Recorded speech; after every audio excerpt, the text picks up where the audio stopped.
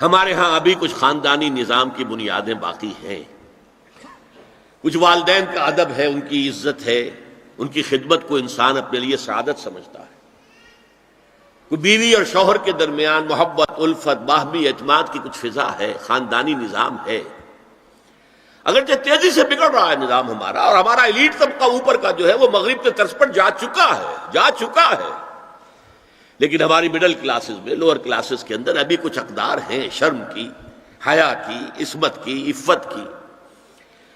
آپ پورا زوردار طریقے پر مہم چلا رہے ہیں کہ مسلمان ممالک سے بھی یہ ساری اقدار ختم کر دی جائے۔ چنانچہ نوٹ کیجئے، قرآن مجید میں 2 جگہ پر اللہ تعالیٰ نے اہل مکہ کو وارن کیا تھا۔ اولم یروا انا ناتی الارض ننقصها من اطرافها، کیا یہ قریش دیکھ نہیں رہے کہ ہم رفتہ رفتہ ان کی طرف بڑھ رہے ہیں، چاروں طرف سے ان کے گرد ہمارا گھیرا تنگ ہوتا جا رہا ہے، ان کے گرد جو قبائل آباد ہیں وہ ہمارے حلیف بنتے جا رہے ہیں۔ یہ سورہ رعد کی آیت ہے، اور اسی طرح سورہ انبیاء میں ہے، افلا یرون انا ناتی الارض ننقصها من اطرافها۔ تو اسلام گھیرا تنگ کر رہا تھا رفتہ رفتہ کفار مکہ کے گرد۔ آج یہ برعکس ہے کہ یہ مغرب یہودیوں کی سازش کے تحت اور امریکہ کی عظیم قوت کو استعمال کرتے ہوئے، سول سپریم پاور آن ارتھ، آج یہ ہمارے گرد گھیرا تنگ کرتے چلے آ رہے ہیں کہ ہمارا معاشرتی نظام بھی تلپٹ ہو جائے، درہم برہم ہو جائے، ہماری اقدار بھی ختم ہو جائیں، ہمارے ہاں بھی عورت اور مرد بالکل برابر ہونے کے مدعی ہو کر میدان میں آ جائیں، عورت مرد بن جائے، مرد عورت بن جائے، مردوں کی شادیاں ہو جائیں کہ ایک مرد شوہر اور ایک مرد بیوی، اور رجسٹر ہو جائے شادی، لیسبینز کی شادیاں ہو جائیں کہ ایک عورت شوہر ایک عورت بیوی، اور رجسٹر ہو جائے شادی۔ یہ سارا کام ناتی الارض ننقصها من اطرافها، اس کی مثال کیا ہے کہ پہلے اس پروگرام کے تحت 1994 میں کانفرنس ہوئی قاہرہ میں، عرب ورلڈ کا وہ مرکز ہے، اس لیے کہ عربوں میں تعلیم کے اعتبار سے، ٹیکنالوجی کے اعتبار سے سب سے آگے مصری ہے، تو یہ چونکہ ان کا ثقافتی اعتبار سے امام ہے، وہاں جا کر انہوں نے ڈیرا لگایا اور ان افکار کی اور ان نظریات کا پرچار کا معاملہ کیا۔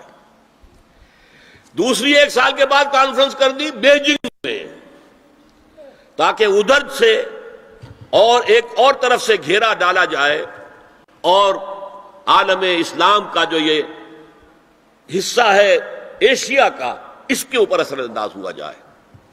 اور اس کے بعد بیجنگ +5 کانفرنس ہوئی ہے، اور یہ ہوئی ہے United Nations Assembly, United Nations Organization کی جنرل اسمبلی کے تحت، اور یہ ہوئی ہے جون سن 2000 میں۔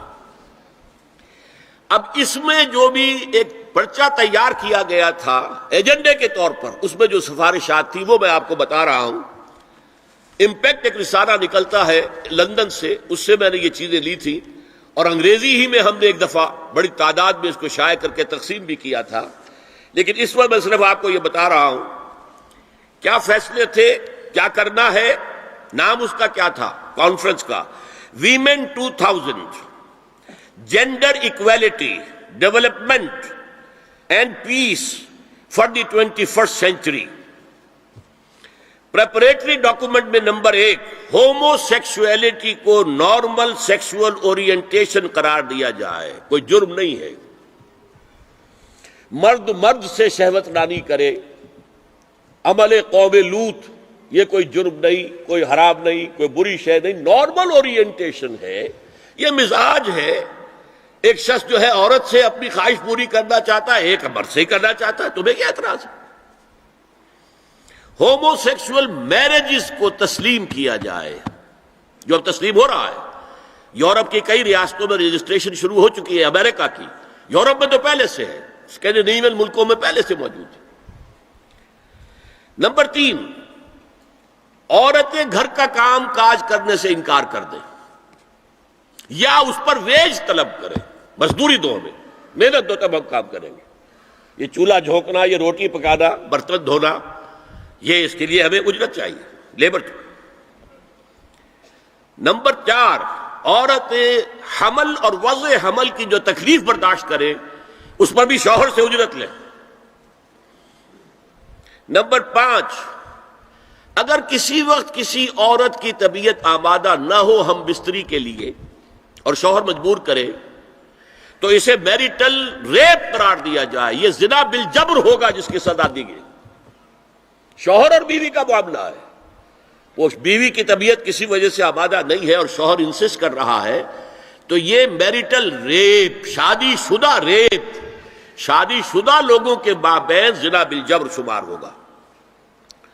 نمبر 6، پروسٹیٹیوشن کو ایک باعزت پیشہ مانا جائے اور ان کو پروسٹیٹیوٹس نہ کہا جائے بلکہ سیکس ورکرز، سیکسول ورکرز۔ جیسے مرد ہے وہ اپنی جسمانی قوت استعمال کر رہا ہے، وہ اب چلا رہا ہے، کسی چلا رہا ہے، یا وہ کہیں اینٹیں ڈھو رہا ہے، یا کوئی اور دماغی صحت استعمال کر رہا ہے، ڈاکٹر بیٹھا ہے اس نے لکھ رہا ہے، فیس لے رہا ہے، عورت بھی اپنے جسم کے ایک عضو کو استعمال کر رہی ہے تو وہ سیکسول ورکر ہے اور وہ پیشہ ہے اور وہ باعزت ہے، اس پر قتل کوئی قدغن نہ ہو۔ 7، وراثت اور طلاق میں بالکل برابری، کوئی فرق نہیں۔ اب یہ خاص چیز تو معلوم ہوتا ہے کہ اسلام ہی کو ہدف بنا کر انہوں نے ایجنڈے میں شامل کیا ہے۔ اس کا نام ہے سوشل انجینئرنگ، معاشرتی تعمیر نو۔ پرانی تعمیر، وہ جو مولانا روم نے کہا تھا کہ اگر کوئی پرانی عمارت ہے نئی بنانی ہے تو پہلے گرانی پڑے گی، اولا تعمیر را ویرا کنند، تو پہلی تعمیر گرائیں گے تو دوسری بنے گی۔ لہذا یہ سارا سٹرکچر جو ہے سوشل، یہ ختم کر کے یہ نئی سوشل انجینئرنگ ہے جو ہمیں کرنی ہے، اور اس کا سب سے بڑا ٹارگٹ عالم اسلام ہے۔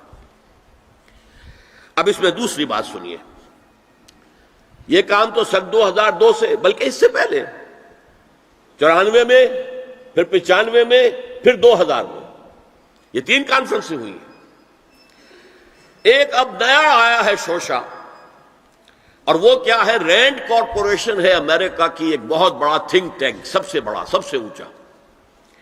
اس کی سفارشات جو ہیں وہ محکمہ دفاع کو جاتی ہیں، خارجہ محکمے کو جاتی ہیں، اور ان تھنک ٹینکس کے مشوروں پر اور تجاویز پر لوگ عمل کرتے ہیں۔ حکومت جو ہے ان کو غور سے دیکھتی ہے، عمل کرتی ہے۔ اب انہوں نے مسلمانوں کا تجزیہ کیا ہے کہ مسلمان 4 قسم کے ہیں، سب ایک طرح کے نہیں ہیں۔ بہت غور سے سننے کی بات ہے، 80 صفحات کی رپورٹ ہے، جن حضرات کے پاس ہے انٹرنیٹ وغیرہ کا وہ نکال سکتے ہیں، پڑھیں پوری کی پوری۔ میں خلاصہ دے رہا ہوں۔ کہتے ہیں نمبر 1 ہے فنڈامنٹلسٹ، اور فنڈامنٹلسٹ وہ ہیں کہ جو اسلام کو صرف مذہب نہیں دین سمجھتے ہیں، جو یہ سمجھتے ہیں کہ اسلام صرف عقیدے، عبادات اور رسومات کا نام نہیں ہے، بلکہ اسلام ایک پولیٹیکو سوشو اکنامک سسٹم ہے، ایک نظام ہے، اجتماعی نظام ہے۔ کہا یہ ہمارے دشمن نمبر 1 ہیں، انہیں ہم نے ہر قیمت پر ختم کرنا ہے۔ They are the biggest challenge to our civilization, our culture, our system، ہماری تہذیب، ان کے سب سے بڑے دشمن یہ۔ نمبر 2 ٹریڈیشنلسٹ ہے، روایت پسند۔